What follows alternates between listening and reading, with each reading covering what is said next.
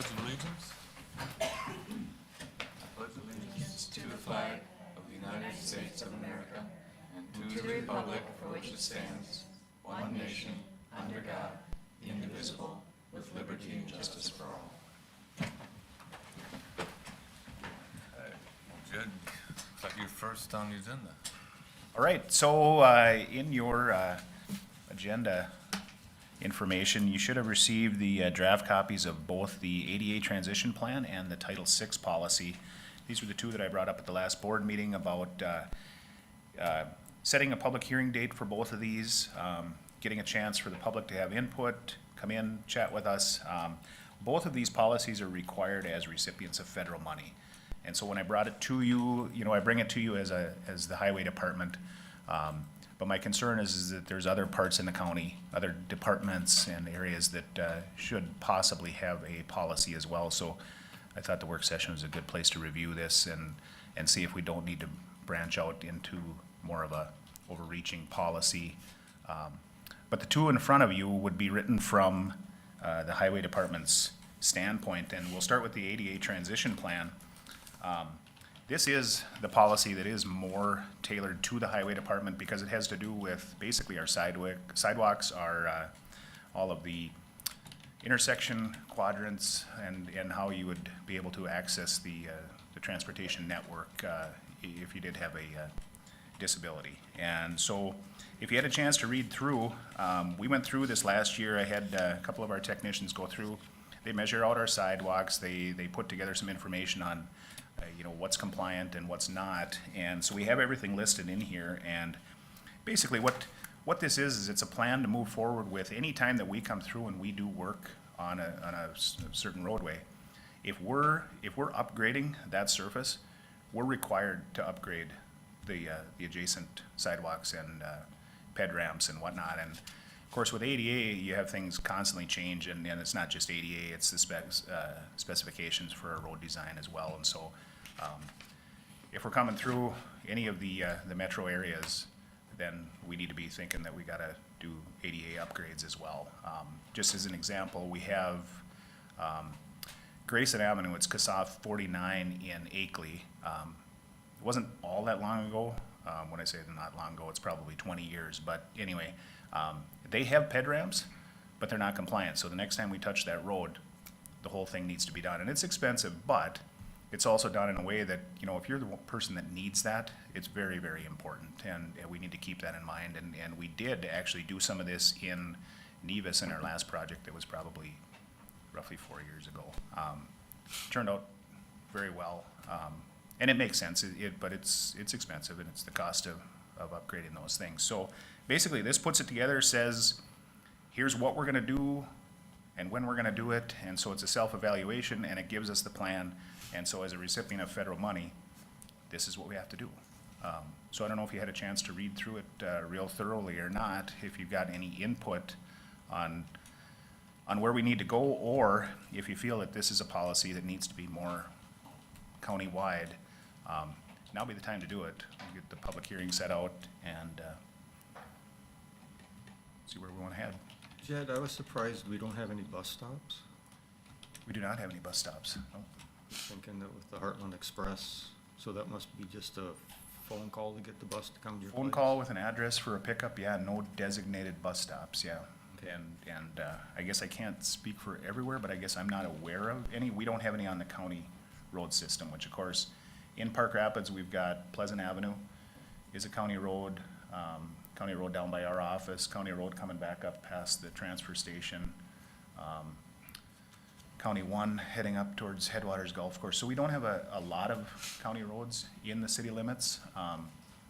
In Nevis, we've got CASA 2, CASA 18, so just a couple there, 23 and 49 and 12 that are in Akeley, and 71 up at LaPorte. So we don't have a lot of municipal mileage, and yeah, we do not have any bus stops. And then the same thing with the 0 miles of trails.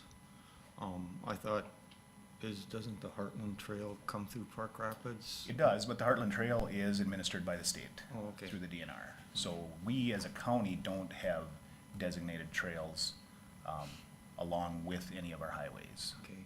So if that trail in the city, I would assume it's also a pedestrian trail. Mhm. So those requirements would then have to be met by the city? Probably by the city, but through the DNR. Okay. The one that comes up to one there is just a little stub off of the Heartland Trail there. When that was constructed, we did do the work on that, and we put, you know, the truncated domes in there. And that's just a straight connection, no ped ramp of any sort, it's just at grade, and so the truncated domes suffice for that requirement. So when we did resurface it, and when we will again resurface it, I don't see many changes being required at that point. And then my last question was, is there costs involved in this? And do we get reimbursed with any of that? Well, it's, they're eligible costs in our program. So when we use municipal construction through the state,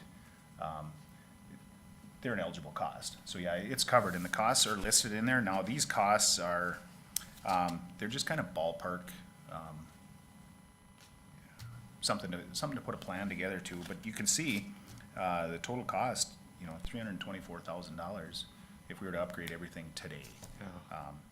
You know, it's significant, but I mean, we get decent state aid funding, so, you know, not a concern on that. If it needs to be done, we have funding for it, yeah. Thank you. For a traffic control signal, to make those ADA compliant, does that have to do with the ramp and the walking Yeah. signs? Yep, and Anything? so we're lucky in that regard that the only signals that we have are along MnDOT's trunk highway. And so they would be the lead on any of that. But yeah, they'll have to upgrade that to all of the voice crossings. Yeah. So yeah, it's good for the blind and the deaf, and Okay. yeah.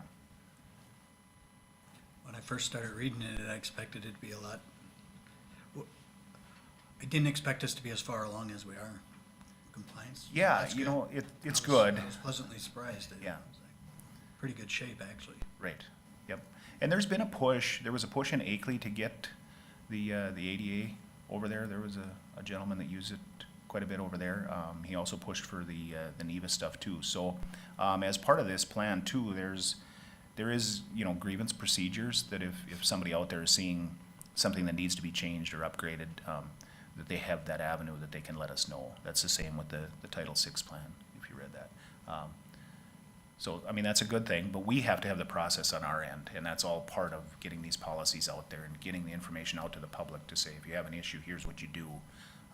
So it makes sense from a federal standpoint, and we've had the Title VI plan come up a few times. Social Services gets federal money, the Highway Department obviously gets federal money, the county in general probably gets federal money here or there, so, you know, these are policies that need to be in place, but we've been doing this stuff just without a formal plan adopted. So it's not that we haven't been, you know, totally compliant, but So when you say county-wide plan, how would that differ from this? so I went through and I highlighted this one. So just quickly for you, the yellow stuff in here is highway department specific. So if we move forward and we want this to be for highway, I'm fine with that, because that's as much as I can administer, our department can administer. If we look countywide, we need to start looking at all the facilities too, for the bathroom facilities, for the entrances, for all of the sidewalks or entrances leading up to buildings. And so then you have all of the campus over here, you have Public Works, you've got 2 transfer stations, a couple outbuildings for truck shops, and And so, the parks, right? and the parks, bathrooms and yep. parks. And that's a lot bigger plan. So the rules apply to us, and we've had to follow those as we've done. I'm sure that when the refresh of this building happened in 2014, 2015, is that when the ramp was put in, or was the ramp there prior to? Okay, so I mean, we're building to those standards as we go along, and yet there's places where we have not been consistent with that. So we're still required to be responsible for the elements of these 2 rules or acts. Not having a plan just gets in the way of us getting federal funding at some point in time. So we will be running this through for countywide sometime through the balance of this next year. I mean, the first time I did an ADA transition plan was 1991 when it first came out, right? I mean, it's been 30 years that that's been the rule. And we had an issue come up this year over in our dispatch office. Our dispatch office is not accessible. And we had an applicant who required an accommodation to be able to work there. And in the end, it didn't end up that they were able to sign on and work here, and it wasn't related to that inaccessibility. But if that adjustment to that workspace never should have been made to make it inaccessible. But if we had a plan, then we would have to make sure that that doesn't happen, and we would have to correct those things the same way that Jed is talking. Anytime we were to touch, well, there's the big elephant in the room is the one just to the north of us, is accessibility there. So that kind of limits what you can do with that, because when you do that, you would have to provide that access. So it's kind of cuts both ways on that, but we are still responsible for both of these acts. Jed's just suggesting that getting them on the books in his shop at this point in time makes sure that we don't have any issues with some federal funding that we're counting on or anticipating coming through. Yep, we're scheduled for quite a bit of federal money this year, and keep getting calls from the state that the legislators are gonna have to figure out what to do with this surplus, along with additional federal money that's coming. And so, yeah, we need this in place so that we don't have any hiccups on that. We wanna be ready to accept as much of that as we possibly can, and So it kind of sounds like I'm hearing that we move forward with these two, and the I county think as a so. whole will have to work on that over the next year. I think so, and if it's as easy as expanding on these, that's fine. If we, in the overall plans, we maybe, include these as a reference or whatever. I'm fine with either. It's in both of them, you have to designate an ADA coordinator, and you have to designate a Title VI coordinator. You can designate me for these purposes, but you're probably gonna need one that's higher reaching on those. I figured You you'd be up invited here. me up Yes, here earlier, yes. Commissioner. For us, this has come up actually for the transit, for public transit, in order to get some of those DOT monies. They're asking for, the Title VI policies as well as the ADA stuff. And so having this, and I would, I could bear the brunt of one of those coordinators as well. It really would help and shore up everything for the major contributors that we get for reimbursement that helps the taxpayers. So having a countywide policy it's awesome. And having, again, like Jed said, setting it all up right now and having that public hearing, and it's just awesome. It would be good.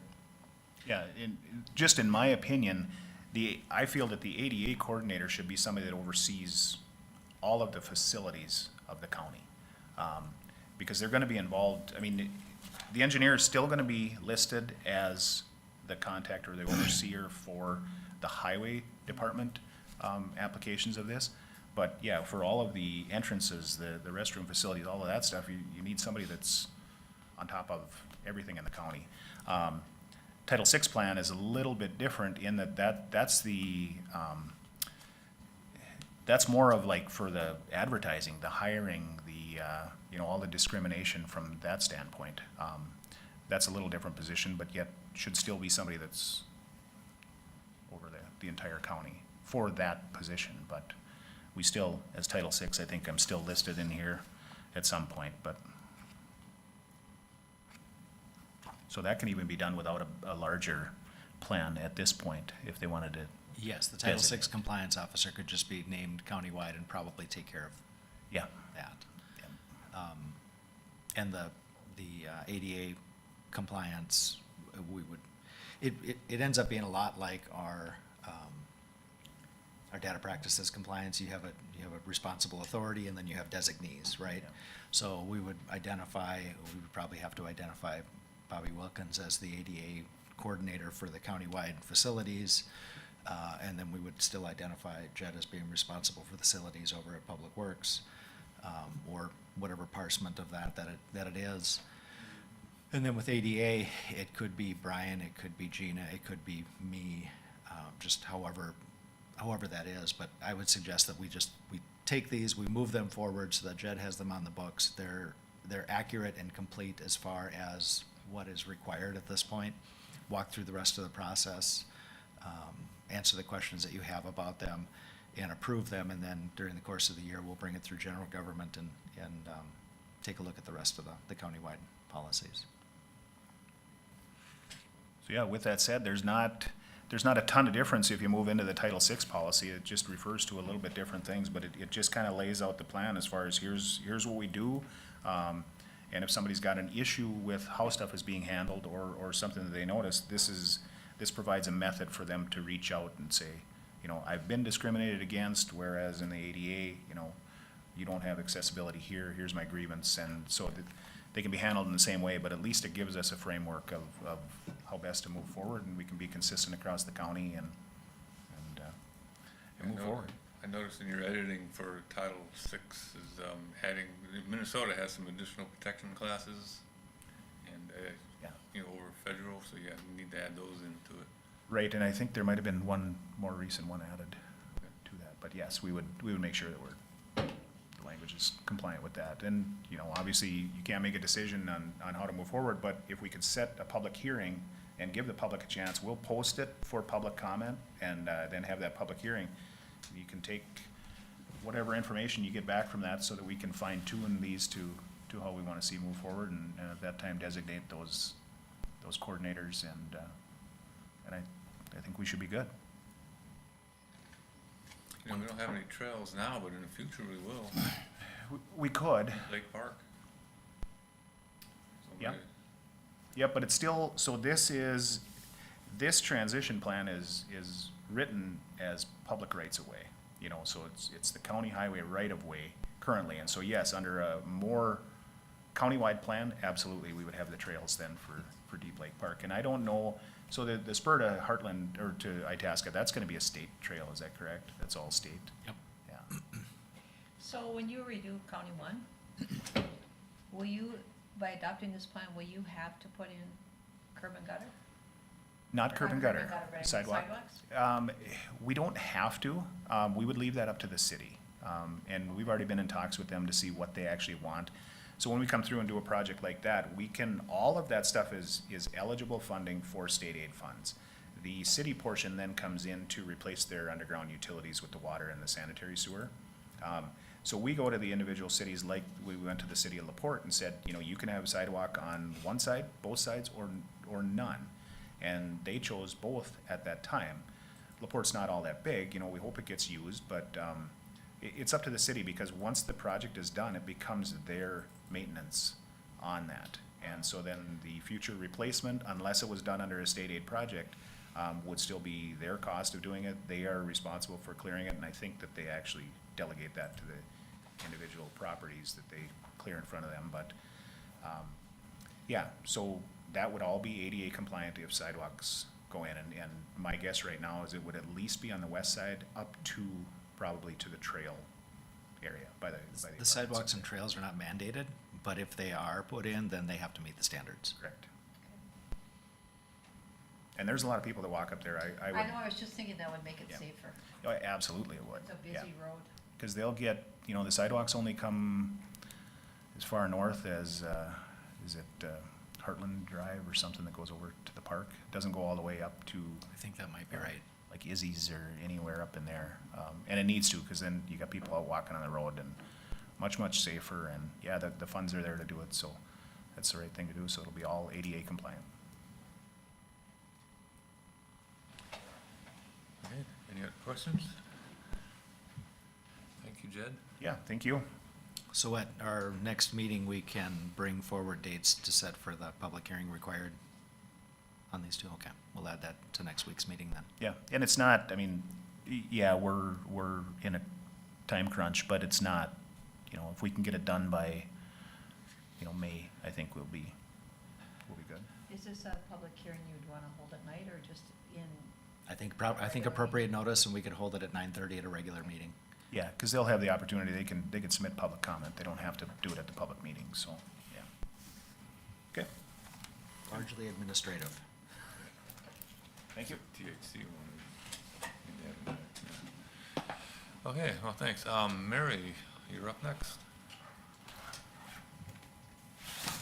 And we do have Todd Hagan from Ellers on the Zoom, so I'm gonna bring him up so that you can see him, and after Mary's presentation, he's gonna talk a little bit about the basics of the tax abatement process that she's gonna refer to.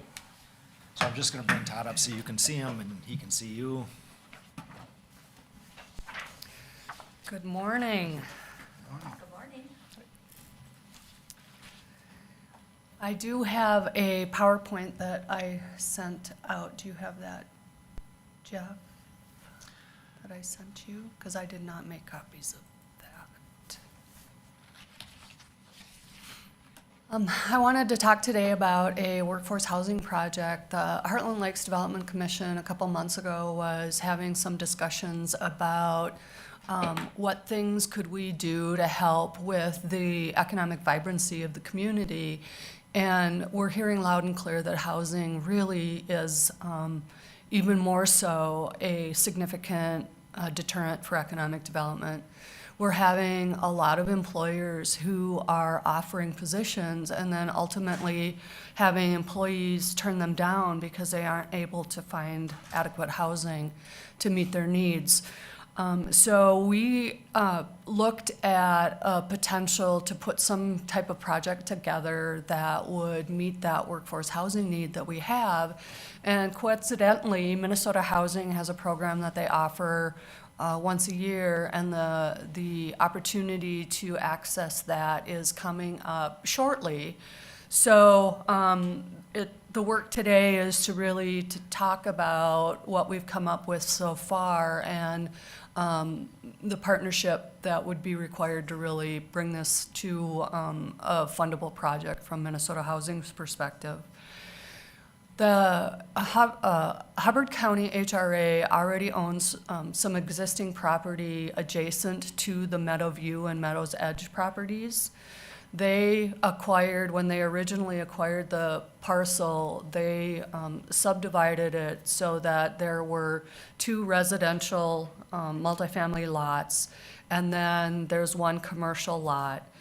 So the 2 properties right now are built on one of them, and we're looking at the potential for the second parcel being the home of this new project. And what makes it really nice about that is the parcel already has the infrastructure in there, so it's a matter of just connecting to the existing parcel. And then it is already appropriately zoned, so we wouldn't have to go through those processes. The city ordinance only allows for developments up to 12 units, so we still would have to go through a PUD process. But the rest of that zoning and the infrastructure wouldn't be a barrier for that overall project. We're looking at the potential of doing 2 buildings using some existing models. One is modeling it after the Meadowview project that we already have, and then the second one is a 30-unit. So in total, we'd end up with 58 units. Yes? Mary, I noticed on the certificate of survey that the city of Park Rapids also owns a little parcel there. Do they have any plans for that, or? Yes and no.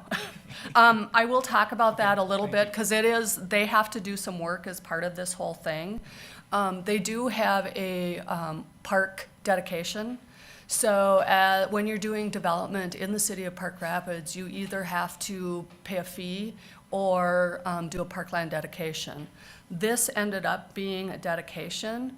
And the location for it, where it's at right now, was done with the expectation that Charles, which is the undesignated road that dead ends at the Walmart parking lot, and then there's nothing that goes through to Career Path. At one point, there was some expectation that that road would be built out, and so the park there made perfect sense. At this point, it's very unlikely that that road will ever get built. And so having a park with absolutely no access doesn't really make sense either. So part of this is asking the city to move the park to the north part of the parcel, which you can see on your screen right now. And the reason for that is twofold, is that HLDC also owns an additional 20 acres just to the north of this that we're looking at doing some single-family subdivision development. So we're looking at creating the subdivision, and hopefully private developers will come in and do the single-family development, creating workforce housing. The road that's going to service that is going to go just to the north of that parcel, right along where the existing, or this new park location would be, thereby making it accessible to the public. The city has indicated a desire to improve a park in this location because they know that we already have 2 developments there, that we're likely to put in another multifamily development, and then with all the single-family development potentially coming in, that having a park in this location makes perfect sense. So it is on their radar, and they are intending to do something with it. It's just not right this second, and frankly, I'm really glad that they didn't because of the change in the location. Okay, thank you. So Mary, you said, Charles possibly will never get to it. Is it because the access is already in a different location, and so the use of funds would just be a waste of money? Exactly. The infrastructure, the city did put the infrastructure in there, expecting, I would imagine, that at some point they would build out that road. But because of the way that the development ended up with this parcel, it really doesn't serve any purpose to have 2 roads. And so likely, I don't think it will ever get built out, because now it would be entirely assessed by the businesses that are on the north and south of there, and it would be a fairly significant assessment for that. So, again, like I alluded to, is that we were looking at putting the apartment buildings on the southwest corner of the lot and putting a community room that would be usable by the residents of this facility, so that, if they have larger gatherings, they would have a place to have those as opposed to trying to fit people into an apartment. And then relocating the park to the north side of the parcel so that when that road gets built for servicing the 20-acre subdivision, then the public has access to the park as well, and then the city will likely build that out. Right now, we're still getting estimates on the construction. We're about 95% there. So if you look at the sources and uses, you see that I've got the construction costs highlighted. This is based on sort of the estimates that we have. One of the challenges related to Minnesota housing is that they require the use of prevailing wage. And while that is really great for the workers, it does add significant costs to the project. So what prevailing wage does is that the hourly wage that most contractors are paid in our neck of the woods meets that standard, but the benefit portion is double what the hourly wage is, and not all the contractors get to that level. And so we're looking at about a $700,000 increase from the prevailing wage requirement. I've tried to run the numbers to limit the Minnesota housing contribution to $500,000, which would, as a deferred loan, which would then bring us down under the prevailing wage standard. But the numbers just don't work. I have to get the Minnesota Housing Grant to be at that 1.7 million in order to make the numbers work, in order to get to the rents that I have under the pricing assumptions there. So what we're trying to do is price this at a level that is still affordable to people who are at about that 40,000. So it's really sort of the young professional, it's the teachers, it's the assistant auditor position, it's some of the bank tellers, it's those positions that's what we're hearing pretty loud and clear is people can't find housing. So the amenities for these will be a little bit more, so that the rents at the current Meadowview and Meadows Edge are 800. So for a 2-bedroom, and these are about 1,000 is what we're projecting here, again with some improvements and amenities to make that, one of them being the community room, one of them being some of the soundproofing and some of the other things that we're gonna do to kind of give a little bit more value. The thing to keep in mind about these prices is that it includes everything except electricity, and the electricity is minimal. It's $20, $30 a month that the excuse me, the current residents of the other 2 buildings are paying. So it is all inclusive. So it is not having to budget for primarily heat, because the way we've done it is highly efficient and included in the rents. The other thing that the number for the bank financing is highlighted because we're still working on that. I'm working with local lenders. I hope to receive an initial award in the next day or 2. And then we just have to come up with the rest of the contribution. What I'm trying to do with this project now is something a little different to help fund a ongoing conversation that we've been having as long as I can remember, and that is for owner-occupied rehab. Minnesota Housing has and if you want to go to the handout that I gave you today, they have a statute that allows for a local housing trust fund.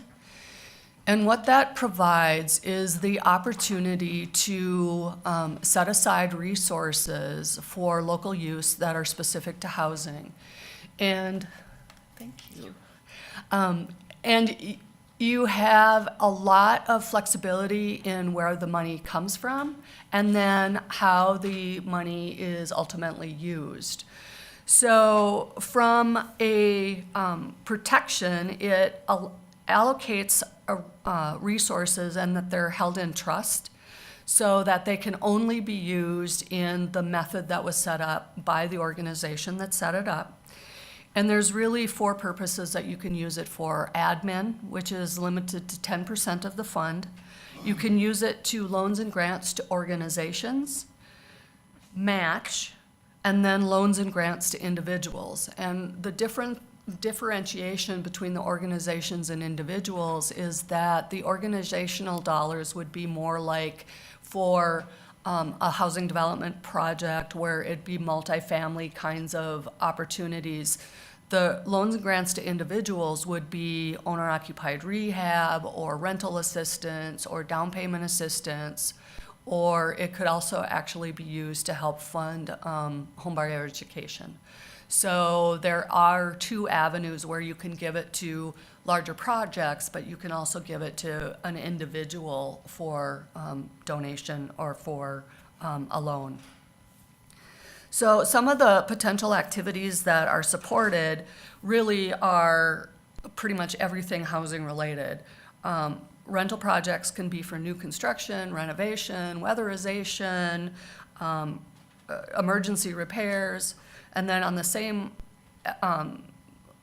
look at the ownership side, new construction, rent, rehab, entry cost assistance. So there's a wide range of uses that you can have.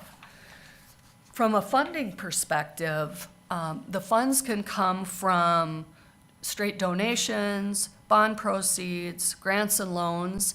There is some talk over this next legislative session that an allocation may be made at the state level. So any organization that has a housing trust fund may be eligible to receive some matching dollars. So you can receive loans and grants from a state or federal level that are meant to match local resources. You can just make appropriations to the fund. You could actually even use the levy authority from the HRA to designate resources that go directly into this trust fund. So there's a whole wide range of things that can go into the fund. Now, how does that relate to this housing project?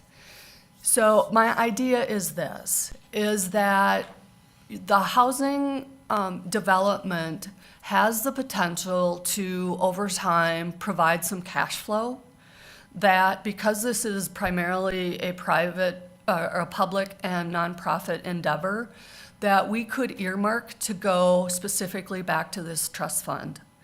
So the resources that are earned from this housing development could refunnel back into the housing fund and specifically be used for the one thing that we have really been trying to get up and running, is locally based owner-occupied rehab. So it finds a way to help fund something that we've really struggled to find local resources to do. And by setting up this trust fund mechanism and setting up the project to fund that, that's one way we can start recycling resources and then start doing those owner-occupied rehab activities that we've really wanted to do for a very long time. How you do this is the organization or the jurisdiction that wants to start the fund just does an ordinance.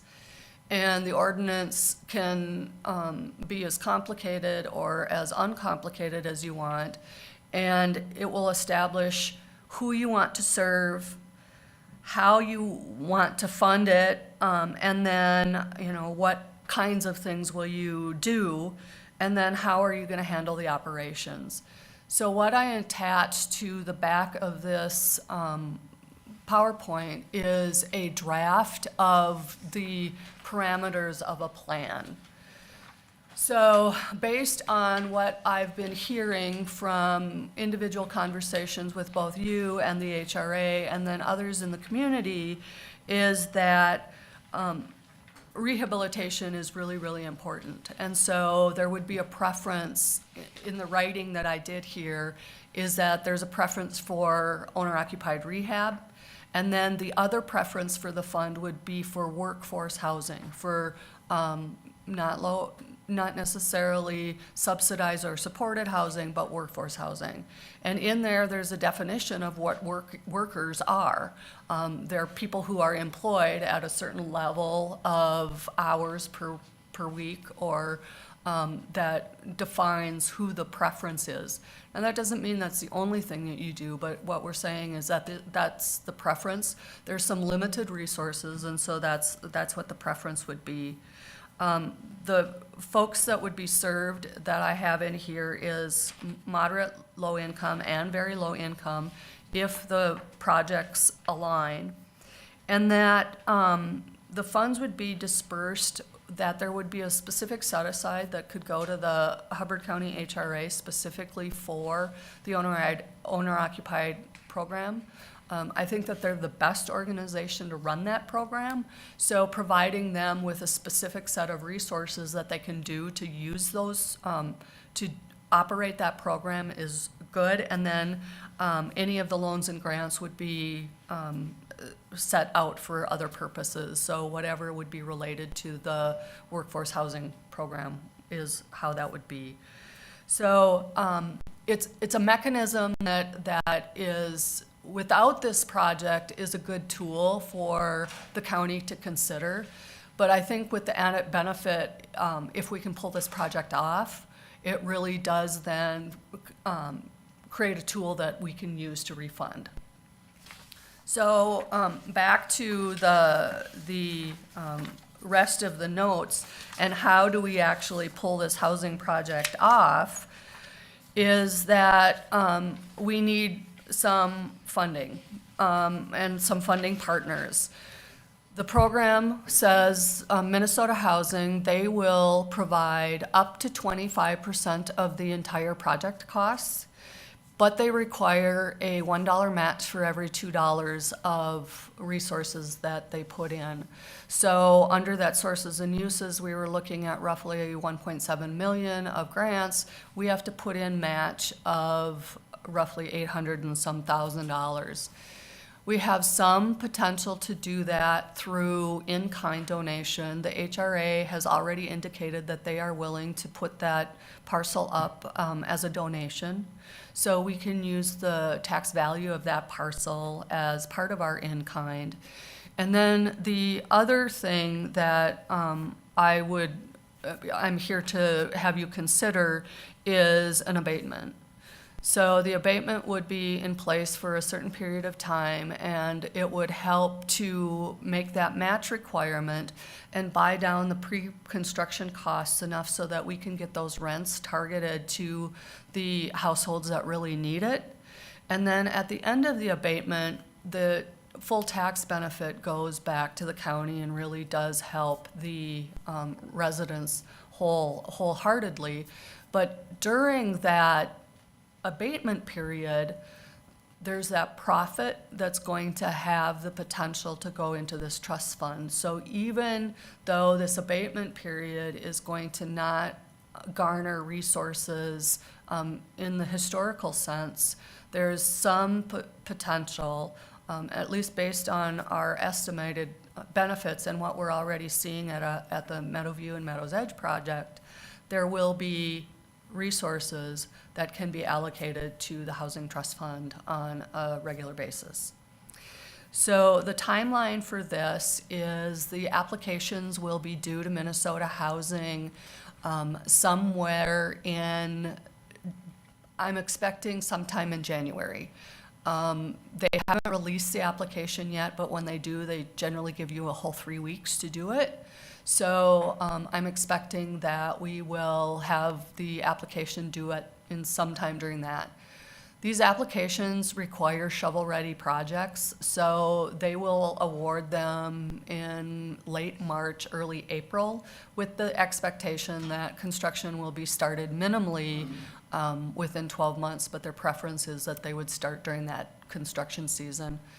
I'm putting a May construction start there, but it likely will be pushed back farther till fall because there still is some delays in materials.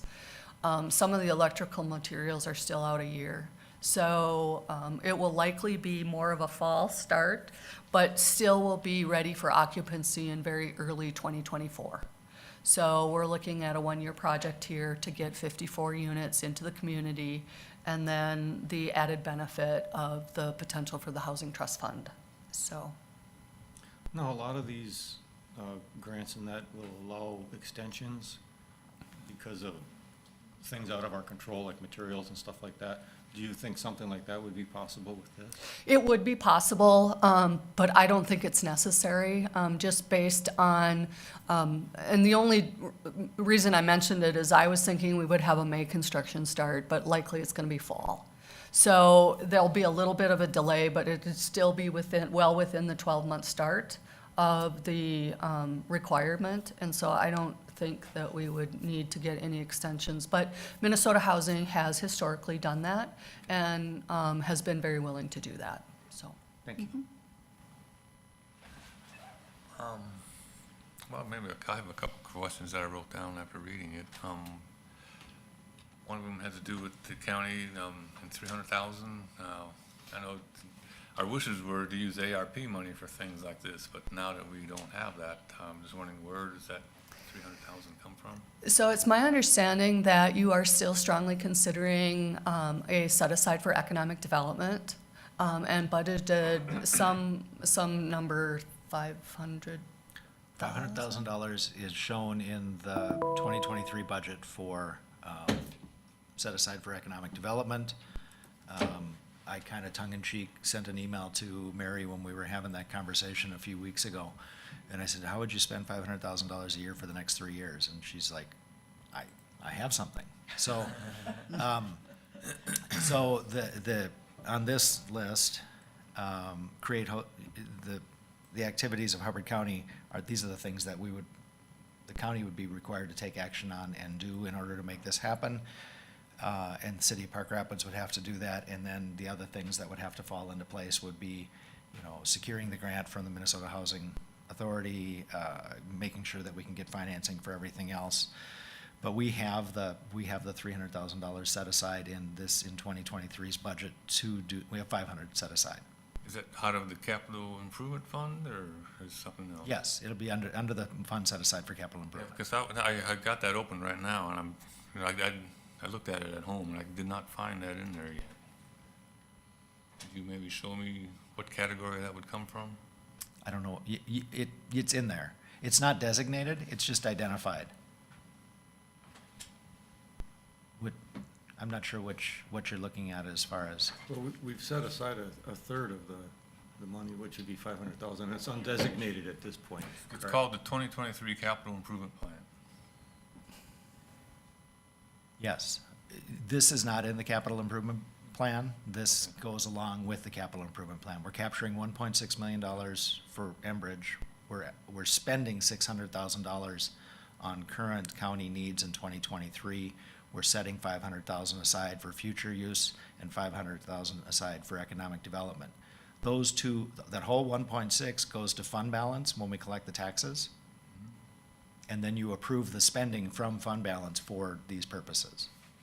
But we will have that in fund balance to spend. I was looking at different categories here. I mean, there's total funds available, 2 million, and then things going out like recorders, archiving, radio upgrades, jail planning, Yeah, and then this Deflate is Park. economic development, and it sits next to, and it's not a part of capital Not a improvement. part of that, okay. But the funding, you made decisions relative to this year's budgeting to set those monies aside. That's what I wanted to make sure. I wasn't drawing out of anything that we already got right here. It's drawing out a fund balance, but it's drawing out a designated fund balance. Okay.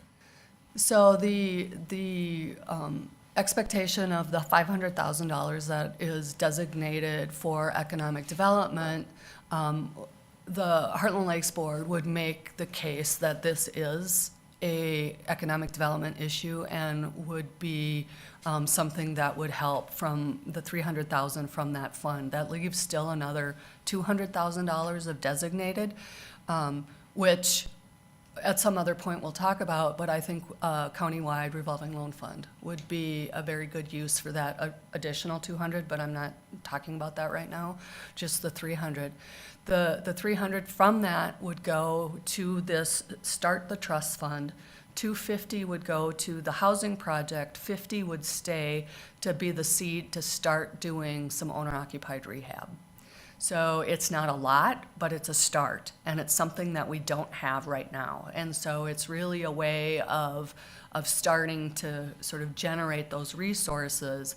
And then by establishing the fund, I hope our timing is correct, so that if Minnesota's legislature decides to do any sort of matching dollars, then we can start capitalizing on that because we already have the mechanism in place. So we're ahead of the curve from a lot of the other counties. Right now, there's only 13 of these funds around the state of Minnesota.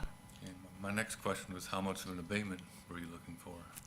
Well, what we need is to get to that match allocation. So on the budget that we have right now, it's about $851,000. As I mentioned, we have $160,000 that is, that we can use for in-kind, which would be the value of the land from the HRA. So we'd be looking for the difference. I am having this very same conversation this afternoon or this evening with the city of Park Rapids to get them to agree to consider an abatement as well. And really what this abatement does is provide the match for the federal or the state resources that are coming in, but it truly allows us to buy down the costs of the rent for this project long-term. In order to bring the construction costs down enough so that we can make the rents affordable, that's why the Minnesota housing dollars and then the match dollars associated with it are so important. So two things quickly. infusing this housing trust fund with economic development dollars, captured economic development dollars from the county. If we just put that to a housing redevelopment program, we spend it and it's gone. If we invest it in this housing trust fund, we're recycling that usage and having the ability for that to be sustaining over time. We won't have the same impact in the year one as we would by throwing dollars against it, but we get to reuse those dollars over and over.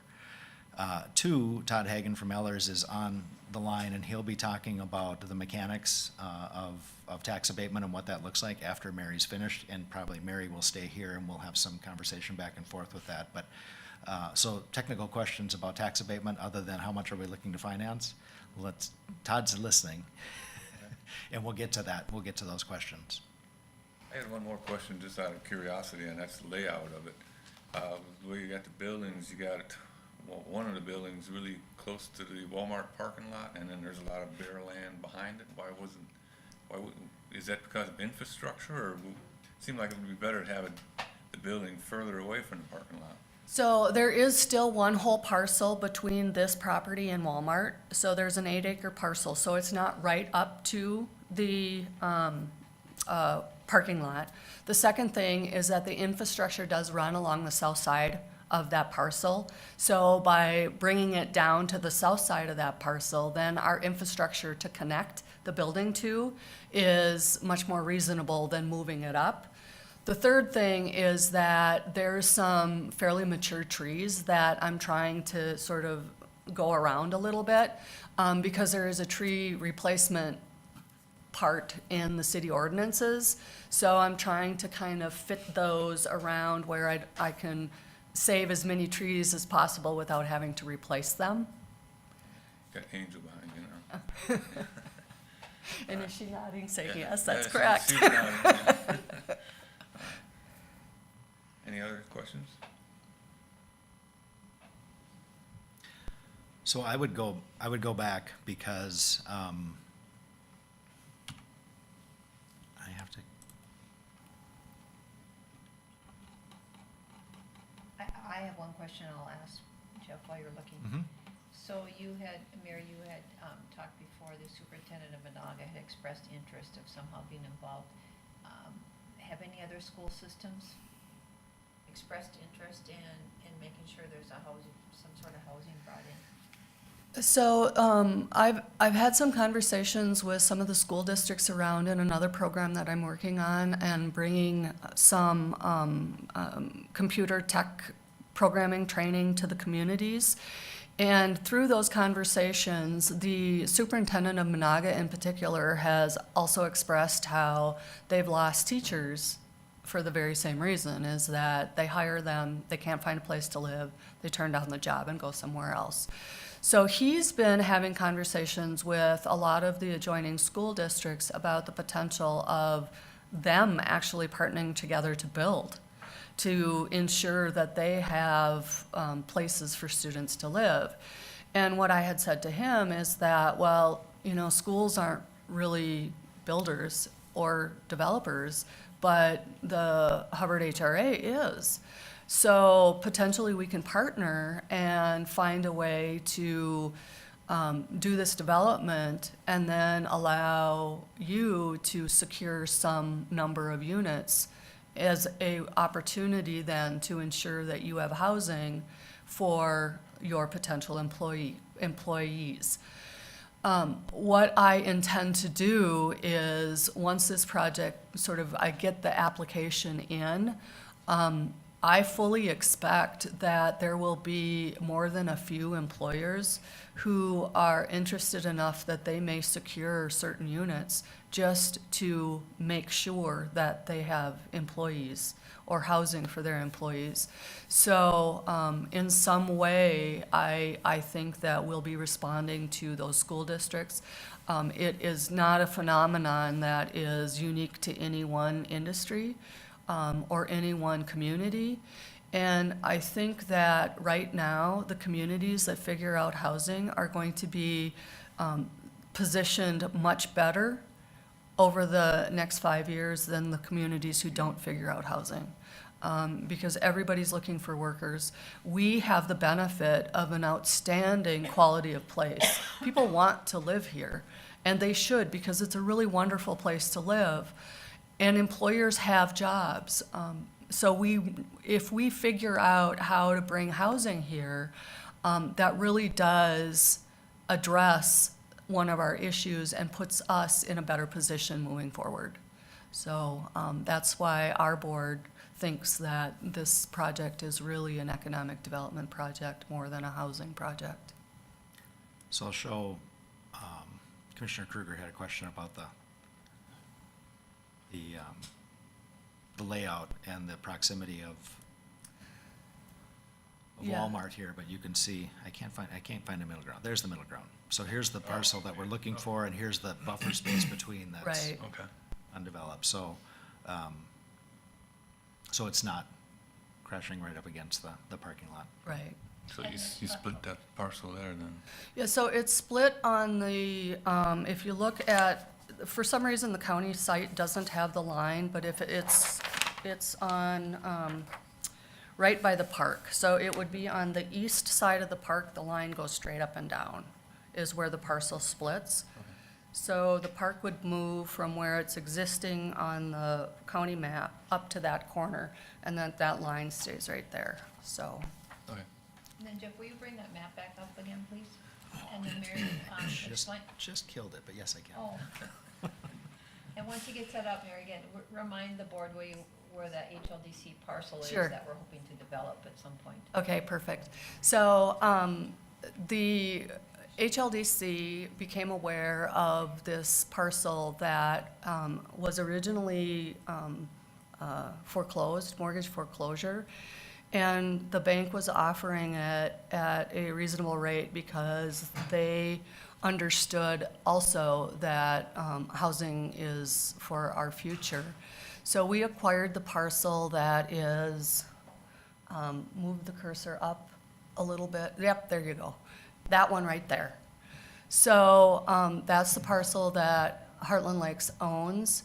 What we are looking at doing is the city just made significant improvements to Career Path, which is the road that goes up north and south right there. And it stops at the HRA County Road, so that right there. So our expectation is, because Career Path has been significantly improved, we would take and build a road out that would go across the whole northern part of that parcel and then go into the parcel that's highlighted and create a subdivision. The plan is right now, sort of just broadly, is that there will be some portion of the southern part of that would be a little bit higher density, meaning probably 3 unit developments or three parcel town or 3 unit townhomes. The reason for 3 is because the state now has a mandate that if you build a 4 unit structure, you have to have sprinklers. So if we stay with 3, then we don't have to add $40,000 of cost, which really then would make those units completely unaffordable. So there'll be some buffer to go from, the higher density of apartment buildings to the very low density of single family by having a few of these 3-plex kinds of scattering in the southern portion, and then in the northern portion, it would be single-family development. And all of this is intended to be owner-occupied, and it is intended to be for working families. So I'm targeting right now that sort of $200,000 price range, because at that price range, I can find affordability tools for the home buyers. So they probably won't have to have a $200,000 mortgage, but they can afford that with the affordability tools that we can come in to play with it if we can get those development costs at that $200,000. The only way right now we're gonna be able to do that is to get all of the infrastructure paid for. So the Heartland Lakes is working, they received a grant from USDA, And we're working on creating a plan in order to design this subdivision as part of those grant dollars and then figure out how to pay for it.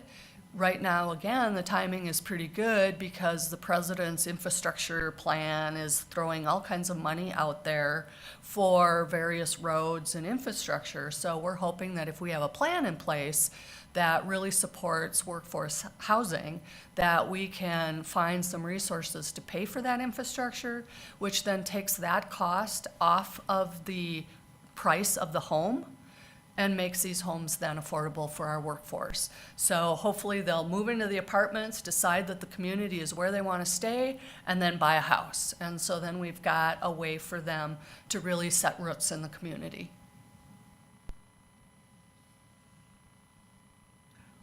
Any other comments or questions? I must say, I'm actually pretty excited about this because we've been talking about this for the better part of 3 years, not only at HLDC, but as the county board. And we finally have ourselves into a position with resources and stuff where we can actually make this happen. And it's going to take everybody to partner up on this. You know, it's not something that is going to be necessarily a slam dunk, but if everybody partners, we can do this. Heartland Lakes is going to do the infrastructure, or act as the developer, and we're doing that at no cost. And so that's the other reason why these numbers will work, is that if you bring a private developer in, they'll generally take 10% of a developer fee.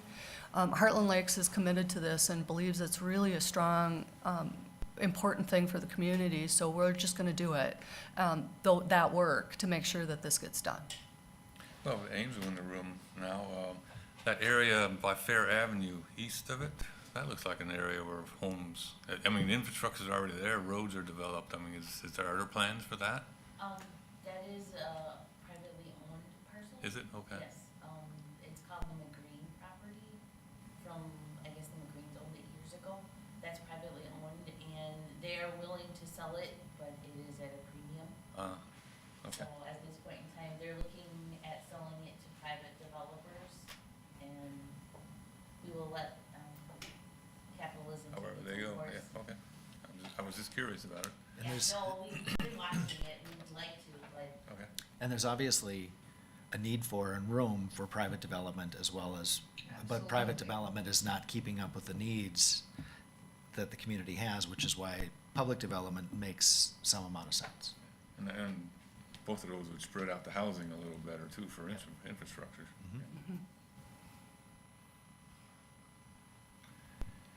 Do we have questions here? Should we bring Todd online to go Are through? we ready for debatement, discussion? I'm ready if you don't Okay. have anything for more. I'm gonna just step back so I'm not right by the microphone, and I am going to stay so that we can have more discussion, so.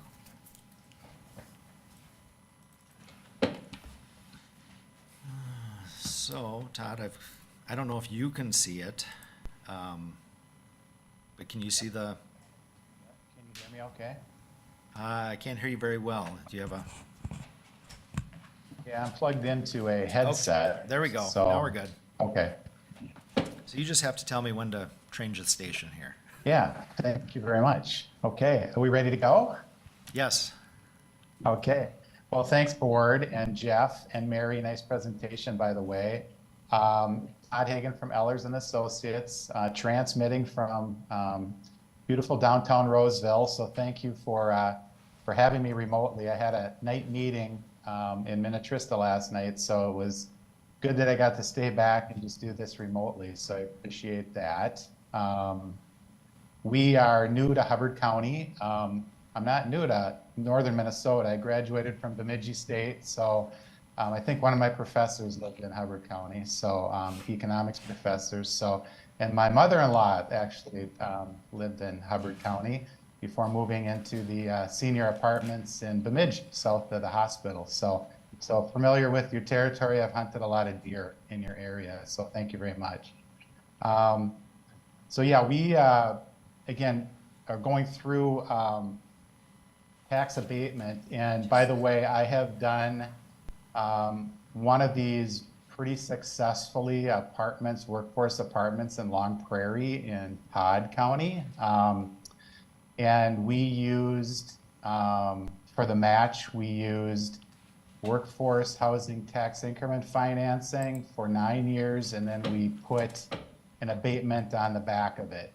So you can either come in fully with tax abatement or kind of do a hybrid like that. And I think that was one of the first hybrids in the state to kind of mix that up a little bit. The nice thing about some of those techniques is that you mentioned the school district.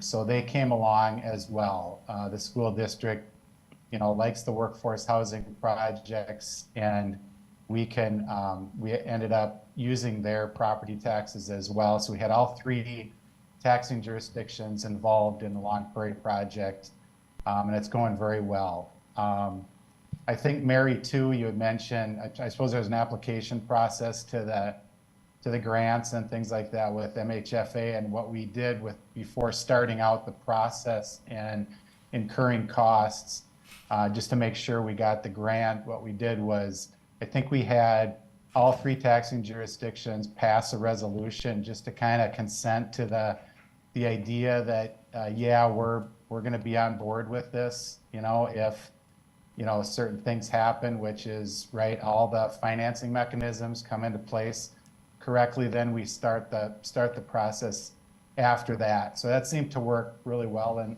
Long Prairie that way, just because there's costs involved in setting up these districts and programs and things. Abatement, not so much. It's pretty straightforward. There's not much to it, and we'll kind of go through it. But some of the other financing mechanisms cost a little bit. So why consider, assistance, right? We're trying to fill a gap, and Mary showed you the gap that she's trying to fill, and this is a great way to do it.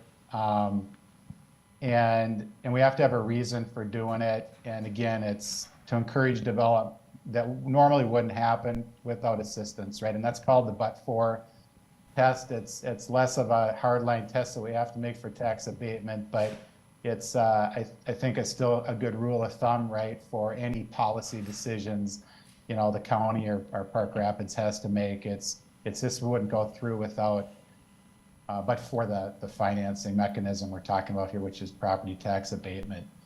And just fundamentally, obviously the barriers that we're trying to alleviate, right, that prevents private market financing is these sort of a laundry list of things that can help with a development.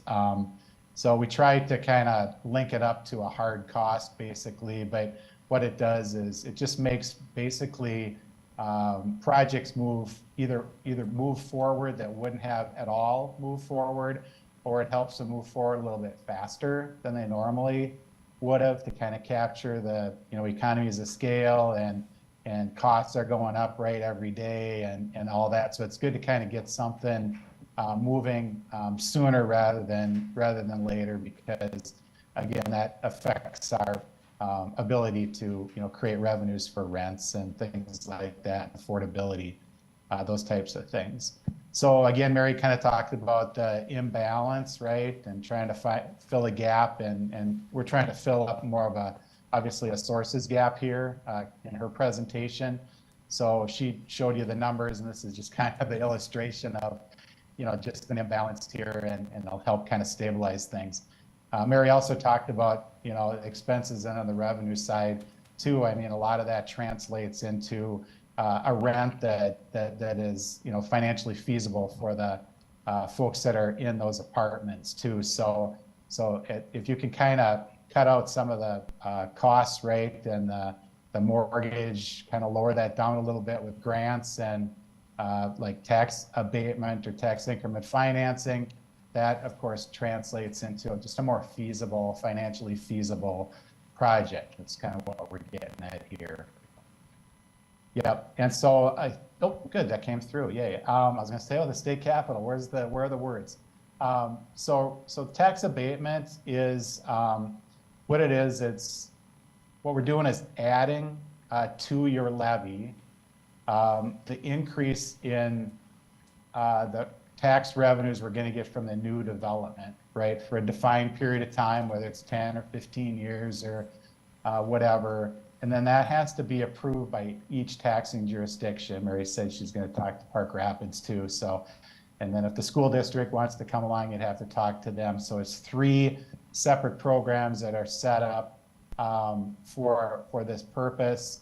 And we'll kind of talk about how that gets all kind of weaved together throughout the slides here. But the maximum term for a tax abatement is 15 to 20 years. So if one jurisdiction just goes along by itself, 15 years is the maximum. If they all 3 go together, 15 years is the maximum. Or if one drops out or doesn't want to participate, you can go all the way to 20 years. And there is some limitations on the annual abatement that can be generated. So the legislature doesn't want us to abate, wants to put some limitations on it. So typically it's the greater $200,000, of taxes annually or 10% of the net tax capacity. That's the max. And again, the amount of the abatement is added to the property tax levy. So for instance, if they completed the project in 2023, it gets assessed in 2024, it starts paying taxes in 2025, you've got some time to put a new property tax levy on the books, and it has to be timed just right to capture the new taxes. So we'd want to put it on, time it correctly with when they're actually going to be ahead of when they're going to be collected. That would be in 25 if the project gets done in 23. So we have to be mindful of just the timing of when we do that. And we have to be fairly accurate because a lot of times it's on an estimate, and we just kind of recalculate it every year and try to kind of make up the difference in what it actually is. So there's a little bit of estimating as we move forward with the tax abatement. Next slide. So what's nice about tax abatement as opposed to some other forms of tax increment type financing is there's no income restrictions. And I think that's really where we're heading here with the workforce housing project. It's incomes are a little too high for certain other types of financing, and so this works out just fine in that respect. And there's few restrictions in the spending of it too. A lot of these tax subsidy type programs have spending restrictions, and it's pretty broad based on tax abatement, so it fits again nicely in what you folks are thinking of doing. And then the tax revenue capture, as far as how we want to sort of capture it, it could either be just the current taxes as they move up and down, right, throughout from year to year.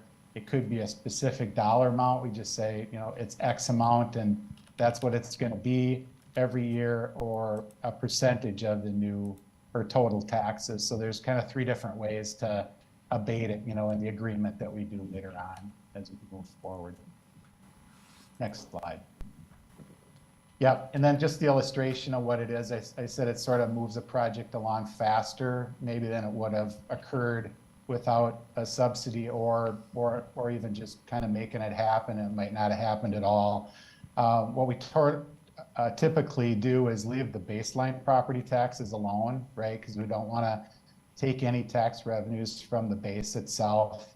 Everybody's got it in their budgets. All jurisdictions have it, what's there right now in their budgets, and we don't, and we sort of leave that part alone. And there's already a apartment complex on that parcel, right? So what we want to do is just capture the new value that's shown in sort of that purple color right there, and that would be the abatement that we capture. That's unrealized taxes, right? We're not taking anything away from any of the jurisdictions. And then after we snip or stop the abatement, then the value is completely then spread amongst all 3 taxing jurisdictions and can be included in their budgets.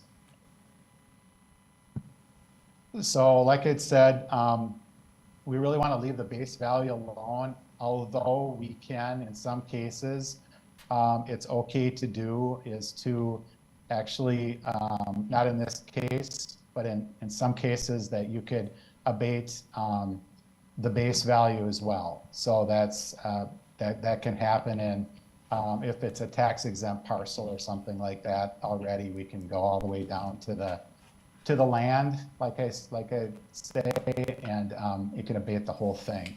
So like an apartment complex like what we've got here, I do have sort of real numbers or real estimated numbers for this project. The original tax capacity there with that other apartment that's already existing on that parcel is 43,489. And then when this development comes, I think it's going to be a few more units, the total tax capacity increases, you know, it more than doubles, right? So next slide.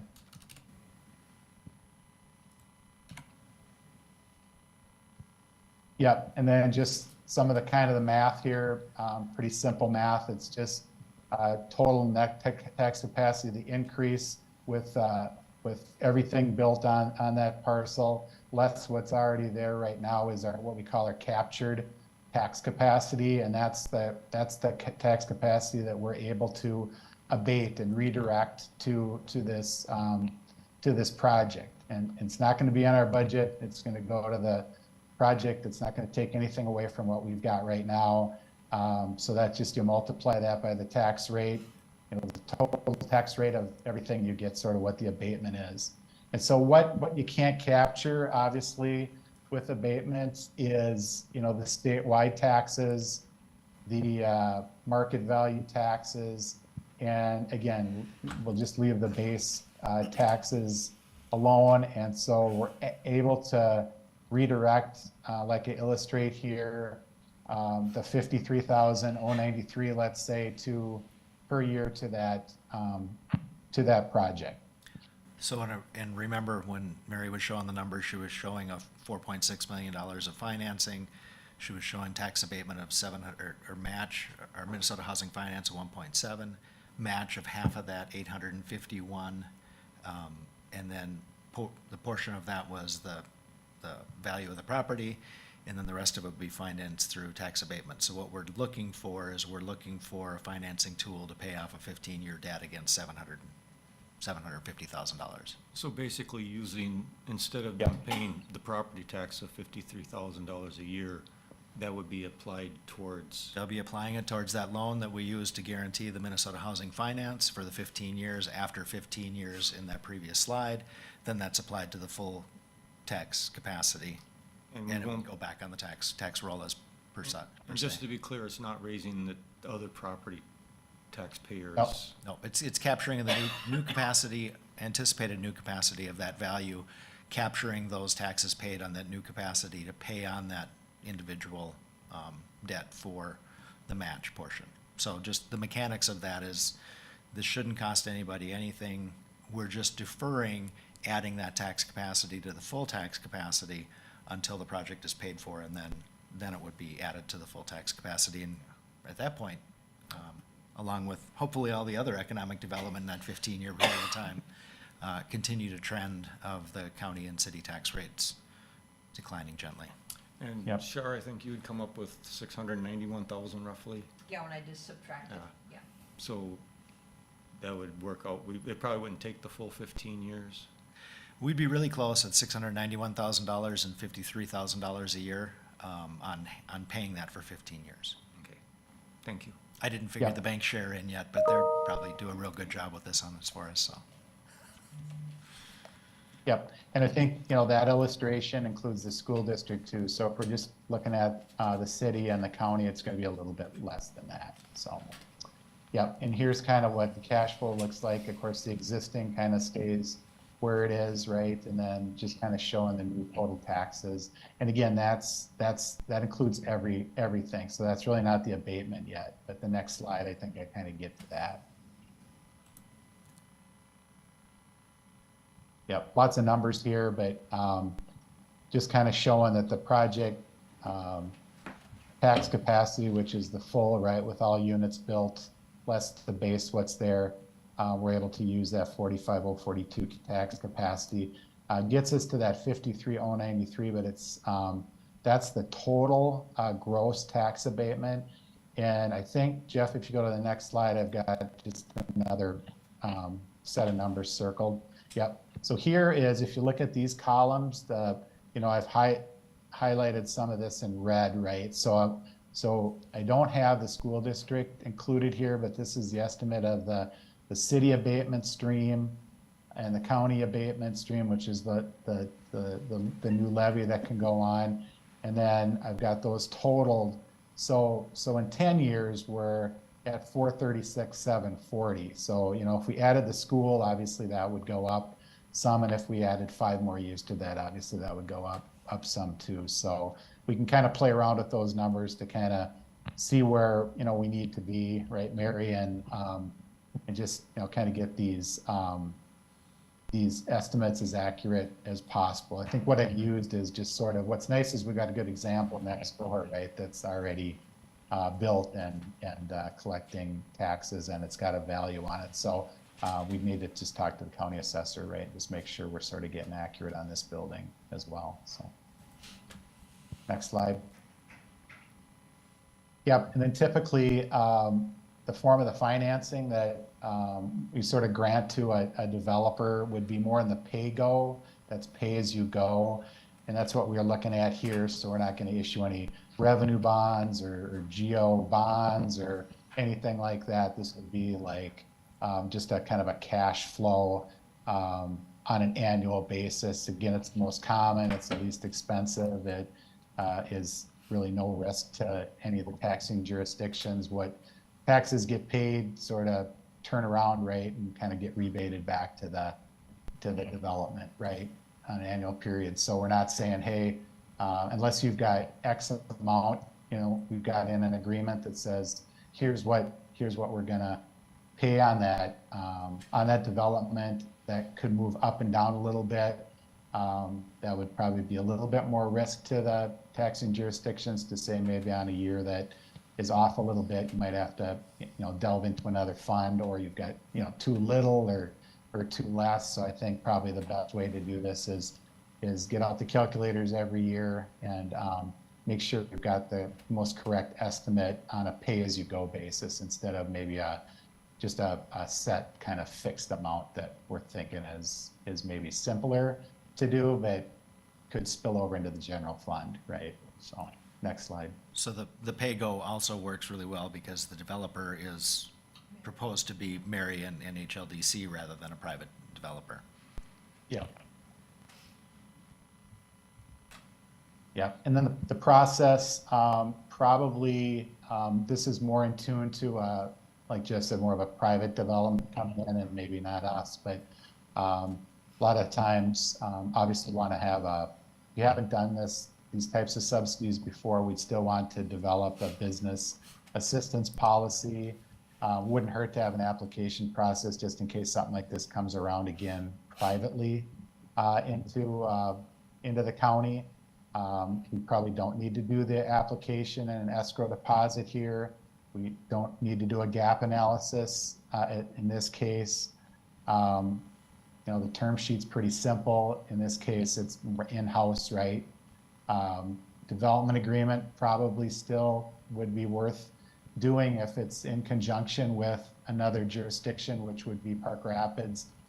We could get all of this together in one agreement just to make sure we're all on the same page. I think that's highly recommended. So, we know what each entity is contributing, and it's got all the proper covenants in it. And then in line with that, you establish the tax abatement financing program and approve the agreement. So next slide. So really the only thing tax abatement requires is really a public hearing and a resolution approving it, right? There's a lot of things to do ahead of time, but it's a really simple process administratively just to get it set up. So it's a lot less than a tax increment district. It's, again, just we call for a hearing, put a notice in the paper, 10 days, and then we hold a hearing, and then we approve the program, which is really just the terms and sort of the estimated amount of the abatement, just so we're on the same page. Again, the mechanics of it, as far as the deal is concerned, is really in the development agreement. how complicated we want to make that in this case is up to us. It can be pretty simple since it's more of a, like I said, more of a less of a private developer here. In this case, it's more of a friendlier group, right? So we can water that down a little bit, and then then we're off to the races. So it's really all the calculations and making sure that the application for the grant is everything they need and maybe just enough that they need to for at least that process to move forward, and then we can kind of shuffle the deck after you get notified of that, we probably have a project here. Then we can start this process either, like I say, before or after. It's I'll take Mary's lead on that one as far as timing. So I think that's it for me in a nutshell. And sorry I raced through that kind of fast, but it really is. It's about just utilizing the new development taxes, kind of redirects them for a project for a certain period of time. That's what we're doing. Mr. Chair, I have a question. Go ahead. So, Mary, would it be important that the city and the county would have passed resolutions to send along with your application? We will need some confirmation that the city and the county are amenable to this mechanism because it's verifying the match. The application is submitted by the city. They're the only eligible application, and they will have to certify that the match is available, and then they'll need the county. Now, as far as a resolution, I think that you, Todd, probably from the Long Prairie have an example that we Yep. can form or use that says, we're committed to this, but we don't have to go through the full process at this point. And then when is the deadline for the application? I don't know exactly when it is yet. They haven't released it, but typically in all the previous years, it's been about the end of January or the beginning of February. So we're about 3 weeks away. Typically, Minnesota Housing gives you about 3 weeks to do the application. So they haven't released it this week, so it's, the very earliest is right now going to be the end of January. If they release it next week, it'll probably be the first or second week in February. So, I'm trying to get as many of the steps done so that I'm ready when the application comes, because I won't have very much time to do it. So we would probably have to take action either next week or February 1st at the latest. Next week, maybe. Yeah. And then, Joe, when do you think the city will take this up?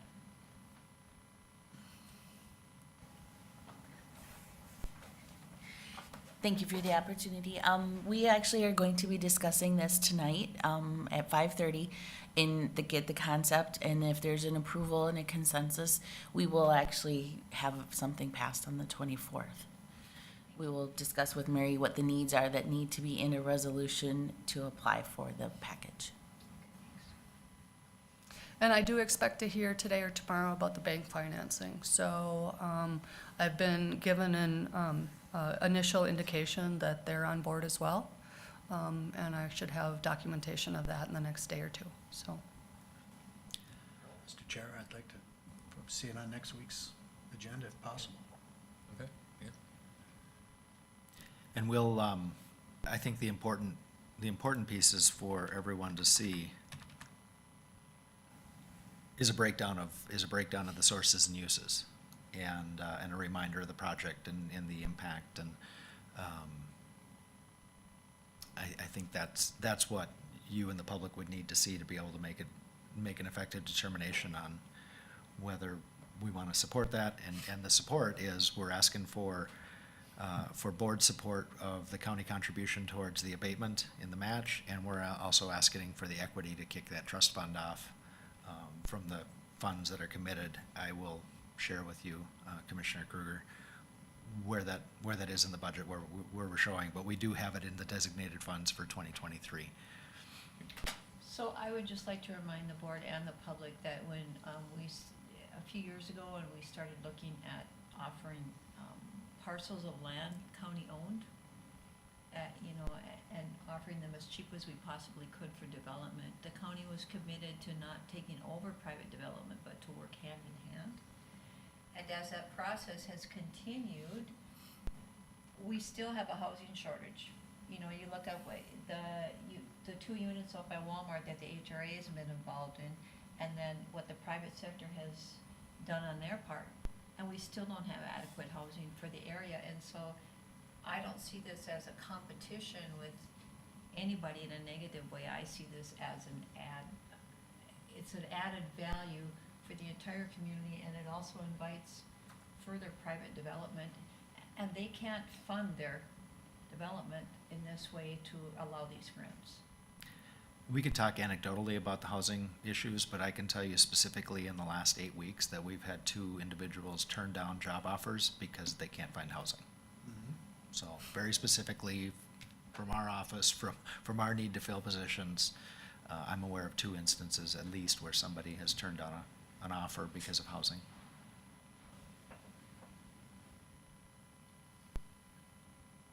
So there's lots of reasons why this works. I mean, part of the reason why this works is on the construction fee, there's no development fee. I think 10% is low, it's probably closer to 15.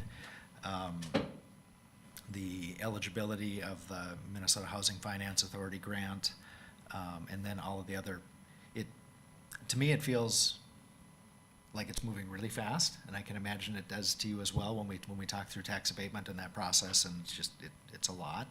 That's why we have professionals from Mellers here to help us with that. But at the same point in time, I think everybody's expressed the notion that it's about time, right? That we need some.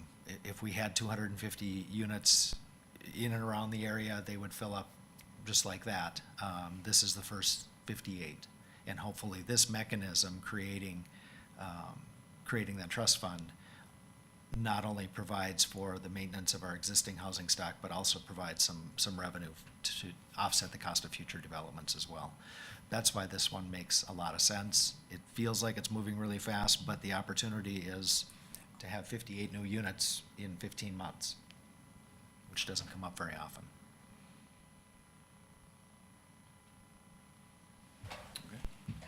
Any further questions? Mary? Well, thank you very much. Thank you.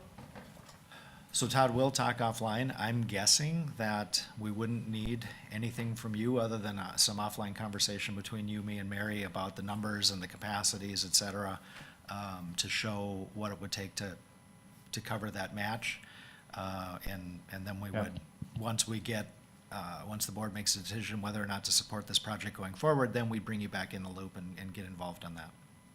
Yep, and then I'll look around for a resolution, just something you guys can, so we don't have to reinvent the wheel on that for the consent application. And then, if Park Rapids too wants to just kind of plug me in on this too, sometimes it just works a little bit more efficient if there's one company kind of moving this through. I don't know who they use for municipal advisor, but I'd appreciate that just for this project too, just to kind of move it along more efficiently.